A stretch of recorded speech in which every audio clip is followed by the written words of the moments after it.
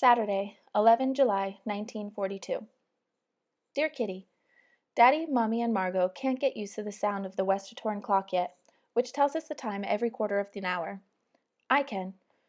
I loved it from the start, and especially in the night, it's like a faithful friend.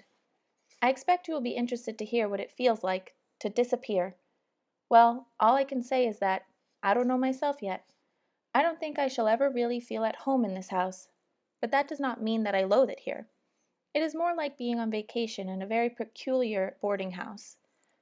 Rather a mad idea, perhaps, but that is how it strikes me. The secret annex is an ideal hiding place. Although it leans to one side and is damp, you'd never find such a comfortable hiding place anywhere in Amsterdam. No, perhaps even in the whole of Holland. Our little room looked very bare at first, with nothing on the walls. But thanks to Daddy, who had brought my film star collection and picture postcards on beforehand, and with the aid of Pass Pot and Brush, I have transformed the walls into one gigantic picture. This makes it look much more cheerful, and when the Van Dans come, we'll get some wood from the attic and make a few little cupboards for the walls and other odds and ends to make it look more lively. Margot and Mummy are a little bit better now. Mummy felt well enough to cook some soup for the first time yesterday, but then forgot all about it while she was downstairs talking, so the peas were burned to the cinder and utterly refused to leave the pan. Mr. Kufis has brought me a book called Young People's Annual. The four of us went to the private office yesterday evening and turned on the radio. I was so terribly frightened that someone might hear it that I simply begged Daddy to come upstairs with me. Mummy understood how I felt and came too. We are very nervous in other ways, too, that the neighbors might hear us or see something going on.